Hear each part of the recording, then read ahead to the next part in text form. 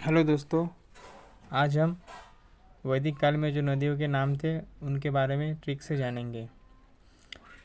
वैदिक नाम जो है नदियों के, वो हर एक एग्ज़ाम में पूछे जाते हैं, तो आप अपना 1 नंबर पक्का कर लीजिए और वो भी हम ट्रिक से जानेंगे।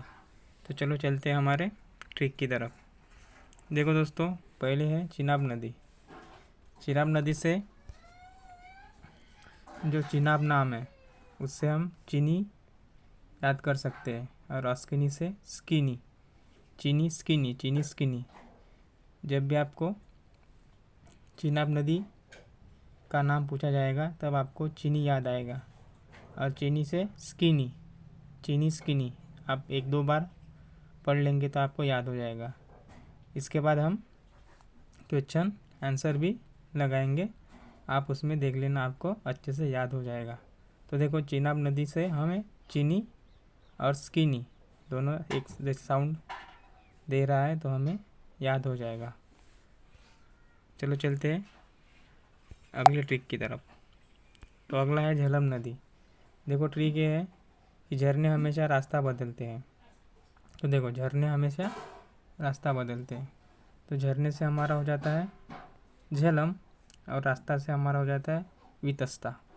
देखो दोस्तों, झेलम नदी को वैदिक काल में वितस्ता नाम से जाना जाता था। तो अगर आप 1-2 बार इसे भी पढ़ लेंगे तो आपको याद हो जाएगा।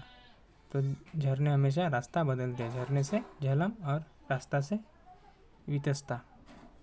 चलो चलते हैं अगले ट्रिक की तरफ। अगली नदी है व्यास नदी। वैदिक काल में जो व्यास नदी है उसको बिपाशा के नाम से जाना जाता था।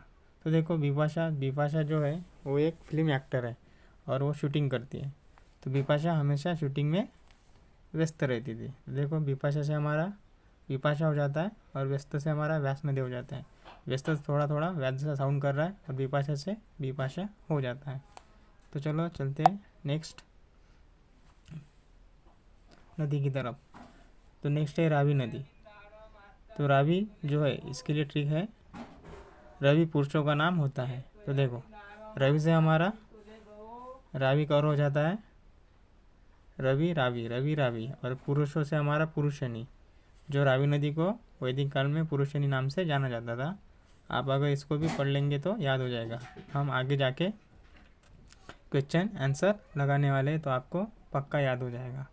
तो चलो चलते हैं, आप सिर्फ इसे पढ़ लो दोस्तों, आपको पक्का याद हो जाएगा। अगली नदी है गंडक नदी। तो देखो दोस्तों, गंडक नदी को वैदिक काल में सदा नीला नाम से जाना जाता था। तो देखो, गंडक से मेंढक, गंडक से हो गया हमारा मेंढक। मेंढक जो है वो सदा गीला रहता है। मेंढक कैसा रहता है? पानी में रहता है तो वो हमेशा गीला ही रहता है। तो देखो, मेंढक मेंढक सदा गीला रहता है, तो मेंढक से हमारा गंडक होगा, और सदा नीला से हमारा सदा नीला हो जाता है। चलो चलते हैं आगे। आगे घग्गर नदी। और घग्गर नदी का जो ट्रिक है वो है, प्राचीन काल में घरों के दृश्य अलग होते थे। जो प्राचीन काल के घर होते थे दोस्तों, वो कैसे, उनके दृश्य जो है अलग होते थे। तो देखो, तो घर से हमारा हो गया घग्गर, घर से हमारा घग्गर हो जाता है, और दृश्य से हमारा दृश्य गति हो जाता है। तो देखो, आप इसको भी पढ़ लेंगे तो याद हो जाएगा। प्राचीन काल में घरों घरों से हमारा घग्गर हो जाता है, और दृश्य से हमारा दृश्य गति हो जाता है। घग्गर नदी को प्राचीन काल में दृश्य गति नाम से जाना जाता था। तो कैसे, प्राचीन काल में घर के दृश्य कैसे अलग होते थे। तो दृश्य से हमारा दृश्य गति हो जाता है, और घर से हमारा घग्गर नदी हो जाता है। आप इसको क्वेश्चन आंसर में पढ़ लेंगे तो आपको पक्का याद हो जाएगा। चलो दोस्तों, चलते हैं अगले नदी की तरफ। अगली नदी है काबुल नदी। काबुल नदी जो है उसको प्राचीन काल में कुंभा नाम से जाना जाता था। तो देखो, इसकी ट्रिक है, जब तुम काबिल हो जाओगे तब कुंभ के मेले में जाना। देखो, कुंभ का मेला कैसा, बहुत बड़ा मेला रहता है। वहाँ पे एक दूसरे के जो साथ में लोग चलते हैं वो खो जाते हैं। तो एक छोटे बच्चे को जाना संभव नहीं है मेले में। तो जब तुम काबिल हो जाओगे, काबिल से हमारा काबुल नदी हो जाता है, और कुंभ से हमारा कुंभा। तो काबुल नदी को प्राचीन काल में कुंभा नाम से जाना जाता था। जब तुम काबिल हो जाओगे तब कुंभ के मेले में जाना। ये हमारी ट्रिक हुई। तो देखो दोस्तों, जो हमने ट्रिक पढ़ी है उसको अभी हम क्वेश्चन में लगा कर देखते हैं, हमको याद होता है क्या, देख लेते हैं। तो चलो, पहला क्वेश्चन है, चिनाब नदी को वैदिक काल में किस नाम से जाना जाता था? चिनाब। तो चिनाब से क्या था, हमारा ट्रिक क्या थी दोस्तों? चिनाब, चीनी स्किनी। तो स्किनी से क्या हो जाता है दोस्तों? अस्किनी। तो चिनाब नदी को स्किनी नाम से जाना जाता था। ठीक है दोस्तों, चलो आगे चलते हैं दोस्तों। झेलम नदी को वैदिक काल में किस नाम से जाना जाता था? तो देखो दोस्तों, झेलम से हमारा क्या हुआ था ट्रिक में? झरना। और झरना कैसा?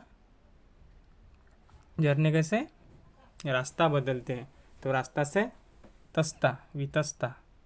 तो देखो दोस्तों, झेलम से हमारा झरना हो गया था। झरना कैसा रास्ता बदलता है, रास्ता से हमारा वितस्ता।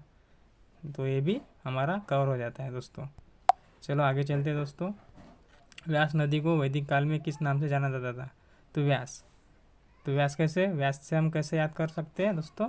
व्यस्त। और व्यस्त कौन रहता था? जो बिपाशा थी वो अपनी शूटिंग में हमेशा व्यस्त रहती थी। तो व्यास से हमारा बिपाशा हो जाता है दोस्तों। तो आपको ये भी पक्के में याद हो जाएगा। व्यास, बिपाशा अपनी शूटिंग में व्यस्त रहती थी। ठीक है दोस्तों, आगे चलते हैं। आगे है दोस्तों, पुरुषनी नाम से वैदिक काल में किस नदी को जाना जाता था? तो देखो दोस्तों, हमारी ट्रिक क्या थी? जो रवि नाम है, और रवि नाम किसका रहता है? पुरुषों का रहता है। तो पुरुषनी नाम रवि का नाम पुरुषों का रहता है। तो रवि से हमारा रावी हो जाता है दोस्तों। आपको पूरा याद हुआ होगा दोस्तों। चलो आगे चलते हैं दोस्तों। आगे है, सदानीरा नाम से वैदिक काल में किस नदी को जाना जाता था? तो सदानीरा। तो मेंढक, हमारी ट्रिक क्या थी? मेंढक जो है वो हमेशा सदा गीला रहता है। तो सदा गीला से हमारा सदा नीला हो जाता है, और मेंढक से हमारा गंडक भी हो जाता है। चलो दोस्तों, अगर आपको वीडियो अच्छा लगे तो आप सब्सक्राइब, और ऐसी ट्रिक पाने के लिए आप लाइक और सब्सक्राइब ज़रूर करें। चलो चलते हैं आगे क्वेश्चन की तरफ। घग्गर नदी को वैदिक काल में किस नाम से जाना जाता था? तो देखो, घग्गर, हमारी ट्रिक क्या थी दोस्तों? जो प्राचीन काल में घर थे वो कैसे अलग दृश्य के बनते थे। तो दृश्य से हमारा क्या हो जाता है दोस्तों? दृश्य गति। और घग्गर से हमारा घर, जो घर थे वो दृश्य, उसका दृश्य कैसा अलग ही रहता था। तो घर से हमारा दृश्य गति भी याद हो जाता है दोस्तों। चलो दोस्तों, आगे चलते हैं। सिंधु नदी को वैदिक काल में किस नाम से जाना जाता था? दोस्तों बहुत इजी है।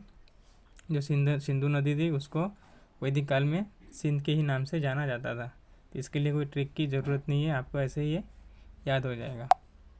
तो चलो दोस्तों, जो काबुल नदी है वैदिक काल में किस नाम से जाना जाता था? जो काबुल नदी है, हमने ट्रिक में क्या देखा था दोस्तों? जब तुम काबिल हो जाओगे तब कुंभ के मेले में जाना। तो काबुल से हमारा काबुल नदी, और कुंभ से हमारा कुंभा। ये आपको अच्छे से याद हुआ होगा। तो चलो दोस्तों, आगे चलते हैं। आगे है, गोमती नदी को वैदिक काल में गोमल नाम से जाना जाता था दोस्तों।